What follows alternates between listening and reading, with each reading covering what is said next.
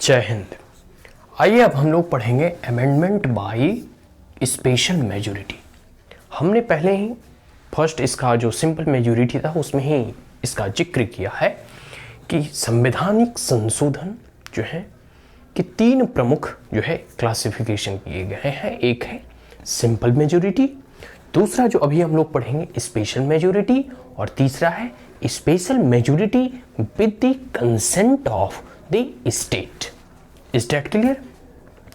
तो हम लोग अभी स्पेशल मेजोरिटी में किस प्रक्रिया के तहत या इनके लिए क्या जो है ना रिक्वायरमेंट चाहिए, जो भी जैसे फंडामेंटल राइट या डायरेक्टिव प्रिंसिपल्स को अगर कभी अमेंडमेंट करना हो तो इसमें स्पेशल रिप्रेजेंटेटिव कह सकते हैं स्पेशल मेजोरिटी के तहत कितना क्वारम चाहिए इसके बारे में जानेंगे। देखिए तो मोर देन 50%, ठीक है, मोर देन 50% जितने मेंबर राज्यसभा के हैं, सिंपल भाषा में समझिए, जितने मेंबर्स टोटल मेंबर राज्यसभा के हैं और जितने टोटल लोकसभा के हैं, तो दोनों सदनों का आधा कम से कम अवेलेबल होना चाहिए। ठीक है, मोर देन, ठीक है, आधा और आधा +1 भी चलेगा। मोर देन 50% मतलब 50% से अधिक, तो अधिक में एक भी अगर आ गया तो वो कह सकते हैं कि कॉन्स्टिट्यूशनल अमेंडमेंट, मतलब एक एग्जाम्पल के तौर पे बता रहा हूं, कोई भी सदन हो, लोकसभा या राज्यसभा, दोनों सदनों के आधा सीट से अधिक, मतलब 50% जितने भी मेंबर्स हैं उससे अधिक। क्लियर हो गया? Member of the each house, दोनों सदनों का, एंड मेजोरिटी ऑफ द 2/3, कम से कम 2/3 का बहुमत होना चाहिए। कोई भी संवैधानिक संशोधन जो स्पेशल मेजोरिटी के तहत अगर पारित कराना हो तो 2/3 of the members of the each house present and voting. भाई 2/3 of the member of each house मतलब लोकसभा में भी 2/3 बहुमत होनी चाहिए, राज्यसभा में भी 2/3 बहुमत के साथ पारित होगा, वो प्रेजेंट हो और वोट करें।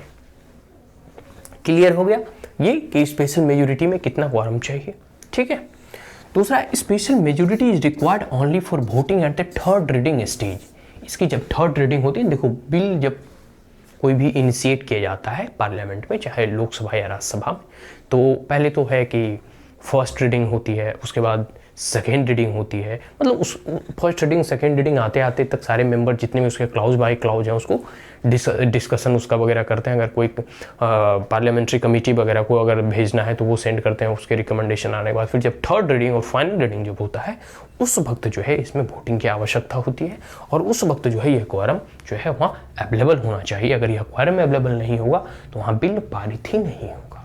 उसे कह सकते हैं कि स्पेशल मेजोरिटी का क्वारम जो चाहिए, जितने नंबर ऑफ उसमें मेंबर्स चाहिए उतनी अवेलेबिलिटी उनकी होनी चाहिए, तभी कोई भी ऐसे प्रावधान चूंकि स्पेशल मेजोरिटी के कैटेगरी में आता है, जैसे fundamental right, directive principle of state policy, amend किए जाएंगे जब उतना quorum 2/3 of the members available होना चाहिए और वो प्रेजेंट और वोट करना चाहिए। भले ही वो वोट पक्ष या विपक्ष में, वो मैटर अलग करता है।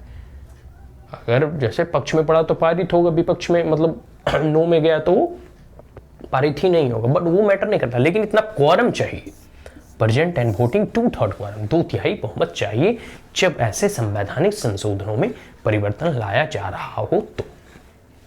ठीक है, तो कुछ प्रावधान है, जैसे मैंने पहले ही कई बार जिक्र कर चुका हूं, फंडामेंटल राइट जो मौलिक अधिकार हैं, जितने भी फंडामेंटल राइट्स हैं उस सब के सब स्पेशल मेजोरिटी के तहत इसमें कॉन्स्टिट्यूशनल अमेंडमेंट लाए जा सकते हैं। फिर इसके बाद है directive principle of state policy, जो नीति निर्देशक तत्व है, इसमें भी जो है स्पेशल मेजोरिटी के तहत हम इसमें अमेंडमेंट ला सकते हैं, इसमें संशोधन कर सकते हैं। Is that clear? और ऑल अदर प्रोविजंस पूरा पढ़ लो पहले, not covered by the first and the third categories, मतलब कुछ ऐसे प्रावधान जो छूट चुके हैं, मतलब जो किसी भी कैटेगरी में, ना सिंपल मेजोरिटी, ना स्पेशल मेजोरिटी, ना special majority with the state consent, ऐसे प्रावधान जो दोनों में से, मतलब सिंपल मेजोरिटी और कह सकते हैं कि special majority with the state of the consent, इन दोनों प्रावधानों कह सकते हैं इन दोनों लिस्टों में से और इन दोनों कैटेगरीज में से छूट गए हैं, वो सब के सब जो है इस स्पेशल मेजोरिटीज के तहत उसे पारित किए जाएंगे।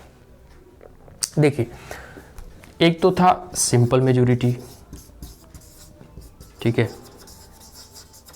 दूसरा है स्पेशल मेजोरिटी,